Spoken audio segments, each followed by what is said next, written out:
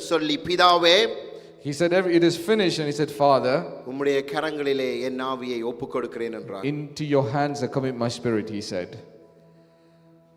அவர் பிதாவே என்று கூப்பிடும் பொழுது, when he called and he said Father, சும்மா அப்பா என்று கூப்பிடல, he didn't just call him just as a father. அந்த பிதாவே என்றதுக்குள்ள நிறைய வகையான ஒரு டோன் இருக்கலாம், ஒரு காரியம் இருக்கலாம், ஒரு எமோஷன் இருக்கலாம், அது அமர்ந்திருந்தது. In the word when he said Father, there could have been a lot of emotions and a lot of meaning, the way, the tone that he could have spoken.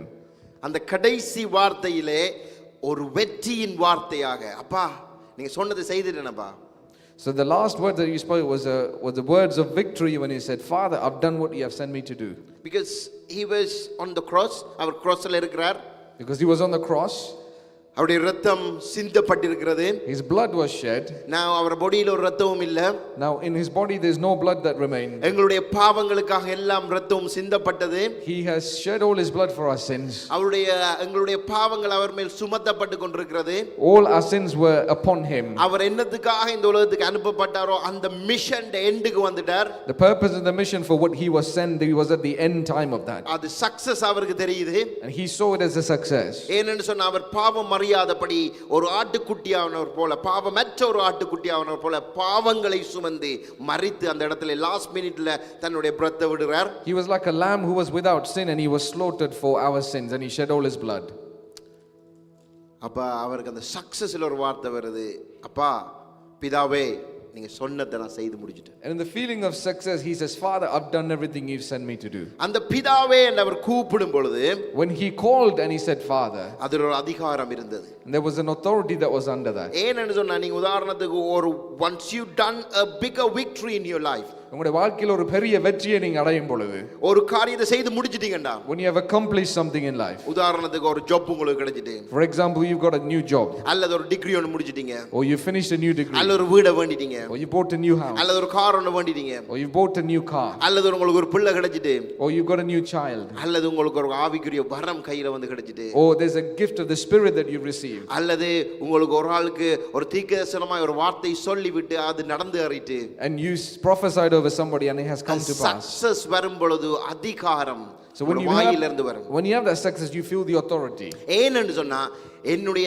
தேவன் சொன்னதை நான் செய்து முடித்தபடிவா, அவருக்கு நான் கீழ்ப்பட்டு செய்தபடிவா அந்த அதிகாரம் அந்த வார்த்தையிலே இருந்தது. There was the authority in the word because it was accomplished according to the will of the Father. எப்பப்பெல்லாம் உங்க அப்பா ஒரு காரியத்தை சொல்லி நீங்க அதை நிறைவேற்றீங்களோ, whenever your father says something to you and you fulfill it, அந்த நேரத்துல அப்பா சொன்னதை நான் செய்துட்டேன்னு அதை கொடுக்கும் பொழுது, when you feel that you've done what your father has sent you to do, அந்த இடத்துல என்ன வருது, ஒரு அதிகாரம் வருது. Yes, my daddy will do everything for me.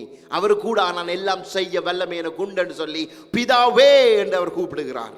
We can see the authority that comes in the words of Jesus when he says Father, for in him he can do everything. இந்த அதிகாரம் உலக அதிகாரம் மட்டுமல்ல, ஒரு spiritual authority. It's not only an authority in the world, but it's an authority in the spirit. இந்த spiritual authority, ஆவிக்குரிய அந்த அதிகாரத்தை என்னுடைய தகப்பன், பரலோகத்தில் இருக்கிற தகப்பன் மட்டும் தான் தரலாம். The authority in the spirit can only be given by the Father in heaven. இந்த வேர்ல்ட்ல இருக்கிற எந்த தகப்பனும் தரையில. No father on the earth can be giving that. அதுதான் அவர் சொல்லுகிறார் மத்தேயு 23ஆம் அதிகாரம் 9ஆம் வசனத்திலே. In Matthew chapter 23 verse 9 we see this. வாசிக்கிறீங்களா? மத்தேயு 23ஆம் அதிகாரம் 9ஆம் வசனத்திலே சொல்லுகிறார். Matthew 23 verse 9 he says, பூமியிலே ஒருவனையும் உங்கள் பிதா என்று சொல்லாதிருங்கள், பரலோகத்தில் இருக்கிற ஒருவரே உங்களுக்கு பிதாவாய் இருக்கிறார். பூமியிலே யாரையும் பிதா என்று கூப்பிடாதங்க. Don't call anyone on earth father. அதோட ஸ்பெஷல் மீனிங்கே பூமியில உங்களுக்கு ஆவிக்குரிய தகப்பன் இருக்கவே இல்லாது. ஆவிக்குரிய தகப்பன், ஆவிக்குரிய பிதா நான் மட்டும்தான். Because he's saying, in other words, you can't have a father in the spirit on earth because it is only God. If you call someone assuming that ஆவிக்குரிய ரீதியில இந்த ஆள் எனக்கு நிறைய காரியங்கள் தருவாங்கன்னு ஒரு ஆள் நினைத்து கொண்டு நீங்கள் அப்பான்னு கூப்பிட்டீங்கடா, அது இந்த வேதத்துக்கு முரண்பாடாக ஒரு இருக்கிறது. If you call someone this is a father in my spirit and he will provide things for me in the spirit, that is against what the Bible is talking here. Because ஏன்னா இந்த உலகத்தில் இருக்கிற எல்லா அப்பாவையும் விட பரலோகத்தில் இருக்கிற அப்பா தரக்கூடிய, உலகத்தில் இருக்கிற தரக்கூட ஒரு காரியம் ஆவிக்குரிய அதிகாரம். Because only the Father in heaven is able to deliver the authority in the spirit, not the people on earth. அவருடைய அதிகாரம் இல்லாம நீங்க பிசாசை துரத்த இயலாது. You can't have the authority, if you don't have the authority, you can't go and cast out இந்த demons. உலகத்துல இருக்கிற எந்த அப்பா அம்மா தர இயலாது உங்களுக்கு. None of the fathers on the earth எந்த can give you பாஸ்டரும் that. தர இயலாது உங்களுக்கு. No pastors can give எந்த that. ஊழியக்காரரும் தர இயலாது உங்களுக்கு. No man of God can எந்த provide that. அப்போஸ்தலரும் தர இயலாது உங்களுக்கு. No apostles can give that. இயேசு மட்டும் தான் தரலாம். ஆமென். Only Jesus can give Amen. that. Amen. அவருடைய அதிகாரத்தினால் பிசாசுகள் எங்கட பார்த்து பயப்பட்டு ஓடி போகிறது. ஆமென். The demons fear us because of the authority that Jesus has given. This what இதனால தான் அவர் சொல்றார், இயேசுப்பா ஒருத்தரையும் பார்த்து பிதான்னு கூப்பிடாதங்க, அவர் மட்டும் தான் உங்களுக்கு பிதா. This is why Jesus said, don't call anyone father on this earth, only he is the father. அது மட்டும் இல்ல, அந்த பிதாவே உம்முடைய கரங்களிலே என் ஆவியை ஒப்புக் கொடுக்கிறேன் அவர் சொல்லும் பொழுது, When Jesus says, Father, I commit my spirit unto you, இது ஒரு சஃபரிங், அவருக்கான ஒரு கஷ்டமான ஒரு நிலைமை, ஒரு பெயினான ஒரு நிலைமை, எல்லா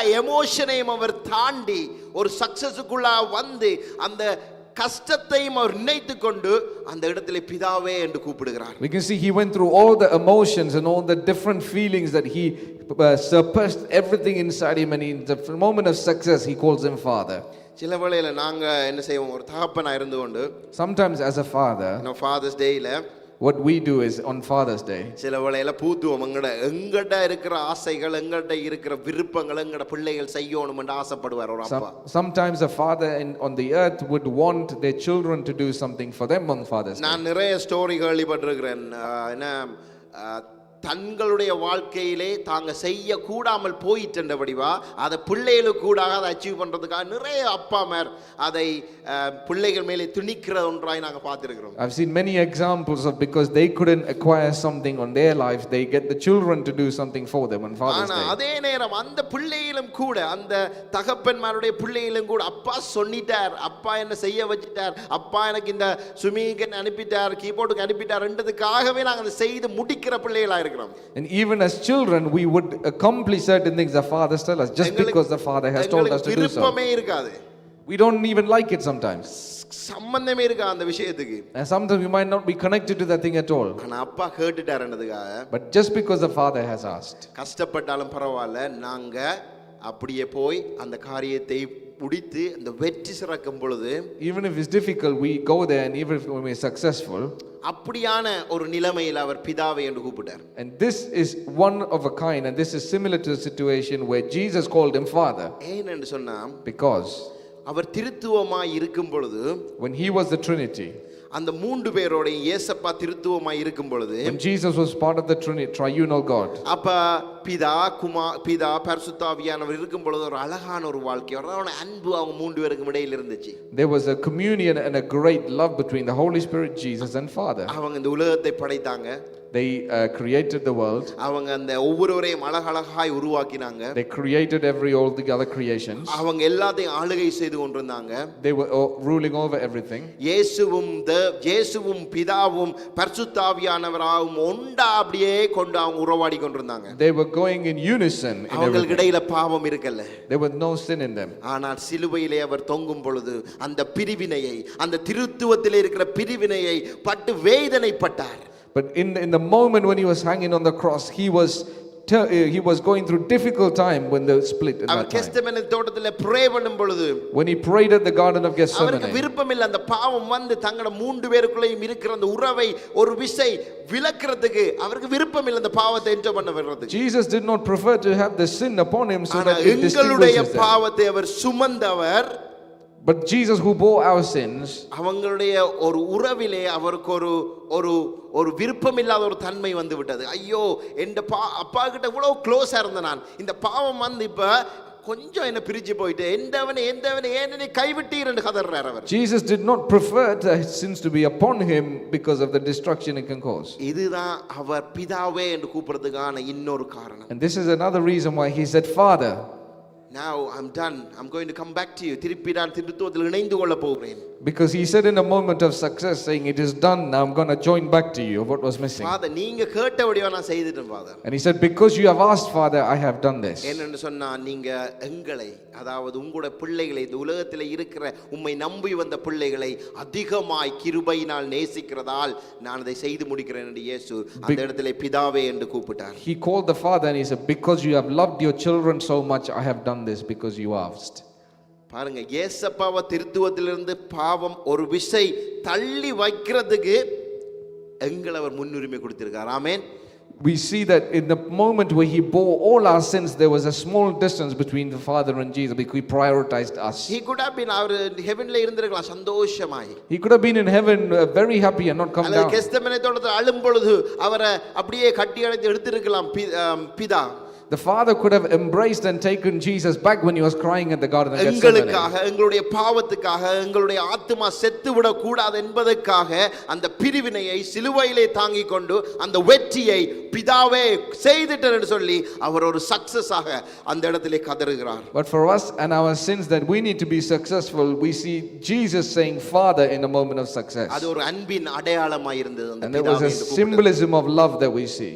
ஏனென்று சொன்னா, நீங்க என்னோட கேட்டதை செய்துட்டு ஒரு ஆசையாய் அந்த பிதாவே என்று அவர் கூப்பிடுகிறார். He's calling the Father in a loving manner, saying, because you've asked, I've done this. அது மட்டுமல்ல, அந்த பிதாவே என்று அவர் கூப்பிடும் பொழுது, அந்த கதறும் பொழுது, when he cries out Father, அது ஒரு ஆக்ஷன் வெளியில வந்துச்சு, அப்படி ஒரு வார்த்தை வெளியில வந்துச்சு, பிதாவே என்று சொல்லி. The word has come out saying Father. அதுக்கு அப்புறம் எல்லா காரியமும் உங்களுக்கு தெரியும், என்ன நடந்தது சிலுவை பாடுகளுக்கு பின்பதாக என்ன நடந்தது உங்களுக்கு தெரியும். We know everything that happens after the time of the cross. அதிலே ஒரு விசுவாசமான சாட்சி உருவானது.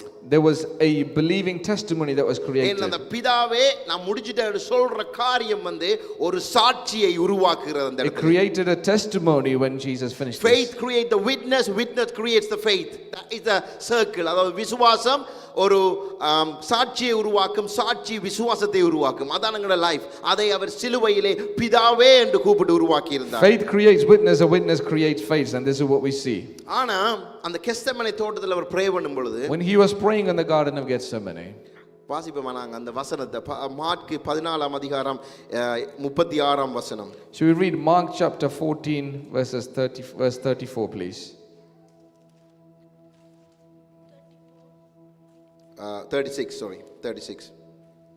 அப்பா பிதாவே, எல்லாம் உம்மாலே கூடும், இந்த பாத்திரத்தை என்னிடத்திலிருந்து எடுத்து போடும், ஆகிலும் என் சித்தத்தின் படியல்ல உம்முடைய சித்தத்தின் படியே ஆக கடவது என்றார். Amen. Amen. என்ன வாசிச்சோம்? அப்பா பிதாவே.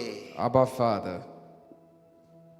ஒரு பிதாக்கு முன்னால இன்னொரு வேர்டை போட்டுட்டார் ஆண்டவர். There was another word before the word Father that Jesus used. அது அப்பான்னு மொழிபெயர்த்துட்டாங்க தமிழ்ல. In Tamil they call it as Dad. சிலர்கள் ப்ரே பண்றதை கேட்டிருக்கேன். அப்பா பிதாவே ரட்சகரே ஆசீர்வதிங்க. இன்னும் நிறைய பேர் ப்ரே பண்ணுவாங்க. Some people pray like that, like Daddy, Father, bless us and this and that. So அந்த அப்பா பிதாவே என்று நிறைய பேர் ப்ரே பண்ணதை கேள்விப்பட்ட அந்த வார்த்தை எங்க இருந்து வந்துச்சுன்னு சொன்னா, இது ஒரு வசனம் இந்த வார்த்தை யூஸ் பண்ணப்பட்டிருக்கு. These words have come from this, potentially this verse where both of the words are used together. சிலுவையிலே அதிகாரத்தோடு சக்சஸோடு கூப்பிட்ட அந்த பிதாவே என்ற காரியமும், the successful calling of Father at the time of the cross, இந்த பாத்திரம் என்னை விட்டு நீங்கினால் கூடும் என்று சொல்லி அழுகிற அப்பா பிதாவே என்ற வார்த்தைக்கும், for the sentence where he says Father take this cup away from me, and he was crying and he's saying Abba Father, என்ன வித்தியாசம்? what was the difference between the Father at the cross and Abba Father at this point? அப்பா என்று சொன்னா, the word Abba, அது ஒரு அரேமிய மொழி, இயேசு பேசிய அரேமிய மொழி. it is a language of Aramaic that Jesus spoke. அதுக்கு and the word for what it means, அதுக்கு இங்கிலீஷ்ல ட்ரான்ஸ்லேட் பண்ணக்குள்ள அப்பாவென்று எழுதிட்டாங்க, ஆனா தமிழ்ல அப்பா என்று எழுதி போட்டாங்க. in English they just left it as Abba, and in Tamil they put it as Dad. நீங்க நினைக்கலாம் அப்பா என்று கூப்பிட்டா அது ஒரு நெருங்கிய ஒரு தொடர்பு, ஒரு இன்டிமசி என்று யோசிக்கலாம் நீங்க. You might think that if you just call him Abba, it's a very close, intimate sort of calling to the Father. Yes, இருக்கலாம். It could be.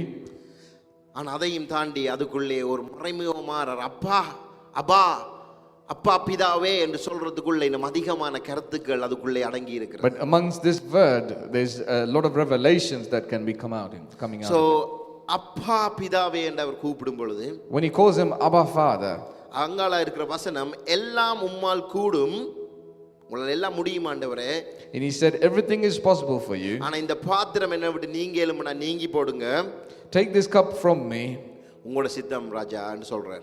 yet not what I will but your will. இந்த அப்பா என்று சொன்னா நெருங்கிய உறவு மட்டுமல்ல, The word Abba doesn't only mean a close relationship. கீழ்ப்படிந்த நான் உங்களை கட்டளையை செய்வேன் என்ற அர்த்தம். It means I am a person of obedience and I will do what you ask me to do. அவர் கதறார், ஆண்டவரே என்னால முடியல, ஆனா நான் கீழ்ப்படுகிறேன்.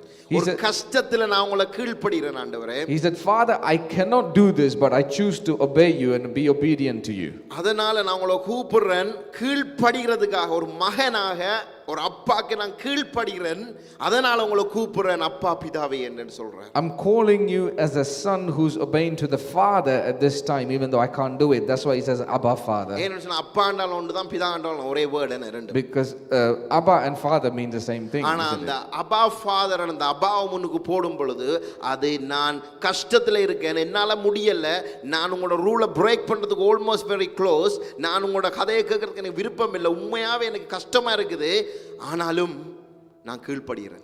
But the role of Abba Father means even though it's difficult for me, I will still choose to obey you. அது ஒரு நெருங்கியமான ஒரு உறவாய் இருக்கிறது. It is a very, very close relationship. அப்பா ஃபாதர்னு நாங்க ஈஸியா எங்க அப்பாவை பார்த்து எங்க தகப்பன் பரலோக தகப்பனை பார்த்து சொல்லிரலாம். We can't easily just look at the Father and say Abba Father. ஈஸியா வாயில இருந்து pray பண்ணக்குள்ள கதைச்சிரலாம். We can easily pray just with our mouths. ஆனா அவர் சொல்லுவதை நாங்கள் கீழ்ப்படியாமல் விட்டோமானால் அதுக்கு அர்த்தம் இல்லாமல் போய்விடும். But if we don't obey what God is telling us, there is no meaning to calling him that. நாங்கள் கீழ்ப்படுகிற பிள்ளைகளாக இருந்தே ஆக வேண்டும். We need to be people of obedience. எப்ப கஷ்டம் வரும் பொழுது, when in the time of distress, எனக்கும் அப்பாவுக்குமான உறவிலே ஒரு கரை வரும் பொழுது, when there is a small thing that comes between the relationship between me and my father. ஏன்னு சொன்னா ரோமன் 8ஆம் அதிகாரம் 15ஆம் வசனத்தை நாங்க திருப்பி கொண்டோம்னா, because Romans 8:15 says, ரோமன் 8ஆம் அதிகாரம் 15ஆம் வசனத்தை நாங்க திருப்பி கொண்டோம்னா, அந்த படியே திரும்பவும் பயப்படுகிறதற்கு நீங்கள் அடிமைத்தனத்தின் ஆவியை பெறாமல் அப்பா பிதாவே என்று கூப்பிட பண்ணுகிற புத்திர சுவிகாரத்தின் ஆவியை பெற்றீர்கள் என்று. ஆமென். அப்பா பிதாவே என்று கூப்பிட பண்ணுகிற புத்திர சுவிகாரத்தின் ஆவியை பெற்றீர்கள் என்றார். the spirit you received does not make you slaves so that you live in fear again. Rather, the spirit you received brought about your adoption to sonship, and by him we cry, Abba Father. பாருங்க, எங்களை ஆசையான பிள்ளைகளாய் அவர் அழைப்பதற்கு, in order for him to call us his loving children, எங்களை அவர் அழகாய் பராமரித்து பாவமெல்லாம் களைந்து எங்களை பாதுகாப்பதற்கு, in order for him to protect us and really cleanse us, எங்களை பரிசுத்த ஆவியை அவர் தந்திருக்கிறார். எப்படியாம்? he has given us Holy Spirit. And do you know how? கீழ்ப்படிவின் ஆவி அது. And the Holy Spirit he enables us to be obedient. யாருக்கு obedient? எங்களுடைய தேவனுக்கு obedient. Obedience to the Father. அதாவது அப்பா பிதாவே என்று கூப்பிட பண்ணுகிற புத்திர சுவாரத்தின் ஆவியை அவர் எங்களுக்கு தந்திருக்கிறார். But it's the spirit you receive brought about your adoption to sonship. அதை நீங்க கிளியரா விளங்கிக் கொள்ளணும். அது ஒரு இன்டிமசி மட்டுமில்லை, அதாவது உறவு மட்டுமல்ல அங்கே வருவது கீழ்ப்படிவு. It's not just a relationship that is talking about here, but it's about obedience. அப்பா பிதாவே என்று சொல்ற வார்த்தையை பார்ப்போம். கலாத்தியர் 4ஆம் அதிகாரம். If we turn to another book in book of Galatians chapter 4 and 6ஆம் வசனத்தை வாசிப்போம். and we read verse 6. மேலும் நீங்கள் புத்திரராய் இருக்கிறபடியால் அப்பா பிதாவே என்று கூப்பிடத்தக்கதாக தேவன் தமது குமாரனுடைய ஆவியை உங்கள் இருதயங்களில் அனுப்பினார். என்று கூப்பிடத்தக்கதான தேவன் தமது குமாரனின் ஆவியை உங்கள் இதயத்தில் அனுப்புகிறார். கிளியரா போட்டிருக்கு, தேவனுடைய குமாரன் இயேசு கீழ்ப்படிவின் அடையாளம். ஆமென். Jesus was a symbolism of obedience. அவர் கீழ்ப்படிந்த வடிவாதான் சிலுவையில தொங்கினார். Because he was obedient to the Father, he hung on the cross. அதனால அவர் அதிகாரம் வந்தது. And that is why he gained authority. அதனால நாங்க இங்க உட்கார்ந்திருந்து பயம் இல்லாம ஹalleluya சொல்றோம். And that is why we're here without fear, we're saying hallelujah. எங்களுடைய ஆத்துமா நிச்சயமா ஒரு நாளைக்கு வாழும். எங்களுடைய பர்சனாலிட்டி சாகாது என்பது எங்களுக்கு இயேசு தந்த உறுதிமொழி. Because the promise that God gave us that we will have eternal life and our souls will live on. அது வாக்குத்தத்தம் மட்டுமல்ல, அது கீழ்ப்படிவின் அடையாளம். It's not just a promise, but it's a symbolism of obedience that we have. Next time நீங்க அப்பா பிதாவே என்று pray பண்ணீங்கன்னு சொன்னா ஒவ்வொரு வார்த்தைக்கும் கீழ்ப்படிங்க. If you say Abba Father next time in your prayer, make sure you be obedient to every word. உங்களோட கஷ்டம் வரும் பொழுது அப்பா பிதாவே என்று கூப்பிடுங்க. When you have difficulties, call him Abba Father. அப்பா பிதாவே என்று எப்பெல்லாம் கூப்பிடுறீங்களோ அப்பெல்லாம் நான் கீழ்ப்படிவேன் ஆண்டவரே எனக்காக செய்து முடிங்க என்று அர்த்தம். Whenever you call him Abba Father, you're saying I will be obedient to you and I'm ready to listen to you. அவர் அப்படி கூப்பிட்டு அந்த இடத்திலே கீழ்ப்படிந்த வடிவாத்தான் கெஸ்தமனையில அன்றைக்கு வெற்றியின் பிதா என்ற வார்த்தை அவர் வாயிலிருந்து வந்தது. We only see that when Jesus obeyed the Father in that time in the Garden of Gethsemane, we are victorious now. Hallelujah. Hallelujah. Hallelujah. Hallelujah. அவர் வெற்றி தருகிற தேவன். ஆமென். He's a God who gives victory. அவர் வெற்றி தருகிற தேவன். ஆமென். He's a God of Amen. victory. Amen. Amen. So பாருங்க பிதா என்ற காரியம் அப்பா பிதாவே என்று அப்கிரேட் பண்ணப்படுது. The word Father is now being upgraded to Abba Father. நீங்க அப்பா ஃபாதர் என்று கூப்பிடுங்கன்னு சொன்னா உங்களுக்கு சக்சஸ் ஆன பிதா உங்களிடத்திலே வருகிற தேவனாய் இருக்கிறார். Abba Father means the successful Father is upon you. கீழ்ப்படிந்தால் அதிகாரமான பிதா உங்களோட வாயிலிருந்து வரும். When you're obedient, the authority from the Father comes upon your life. Amen. Amen. Amen. Amen. ஒரு அப்பாக்கு 3 பிள்ளைகள் இருந்தாங்களாம். A father had 3 children. No, I'll make it 4. 4 பிள்ளைகள் இருந்தாங்களாம். So he had 4 children. A B C D. We'll name them A, B, C, D. Right? இந்த A வந்து என்ன செய்வார் நல்ல ரெஸ்பெக்ட் கொடுப்பாராம் அவங்களோட அப்பாக்கு. So A will give a lot of respect to the father. ஆனா நல்ல அப்பாக்கு தெரியும் ரெஸ்பெக்ட் தரணும் நான் பின்னால செய்யற எல்லாம் அட்டூழியங்கள். But only to the father's eyes he respects, but behind his father he does all the naughty things. B வந்து நல்லா ஹார்ட் வர்க் பண்ணி நல்லா குடும்பத்தை பார்த்து நல்லா எல்லாம் உழைச்சு கொண்டு தருவாராம். B does a lot of hard work and he does a lot of work and he comes and gives to the அப்பா சொல்லு family. கேக்குறல. But he doesn't listen to the father. C வந்து நல்ல எஜுகேட்டடான நல்ல அப்பா சொல்றதெல்லாம் படிச்சு நல்ல டிகிரி எல்லாம் முடிச்சு PhD எல்லாம் முடிச்ச ஒரு ஆள் ஆனா அப்பா சொல்றத கேக்குறல. The third child sees a well educated person but does not listen to the father. அந்த பர்சன் D அதாவது D மகன் அந்த மகனான அந்த D ஆள் The fourth person D, அவர் வந்து என்ன செய்வாராம் அப்பா சொல்ற எல்லாம் கேட்பார் நல்ல ரெஸ்பெக்ட் எல்லாம் குட் ஆனா வந்து அப்பா தான் சோறு தீத்தி விடணும் அப்பா தான் உடுப்பு மடிச்சு விடணும் அப்பா தான் வாஷிங் மிஷின் எல்லாம் போட்டு உடுப்பு கழுவி விடணும் அப்படியான ஒரு ஆள் அவர். he will respect the father, he does all the good things to the father, but the father needs to do everything for him, all the chores. ABCD விளங்கிட்டு தானே உங்களுக்கு? Do you understand நான் this கேள்வி கேட்க concept? போறேன். I'm going to ask you a question. இந்த அப்பாக்கு For this father, ABCD ல 6 ஒரு பெஸ்டான ஒரு child. who's the best child out of ABCD for this father? Right. A என்று சொல்றாங்க கை வைத்துங்க. If you say A, put your hands up. B என்று சொல்றாங்க கை வைத்துங்க. Anyone for B? C C? D D? D okay.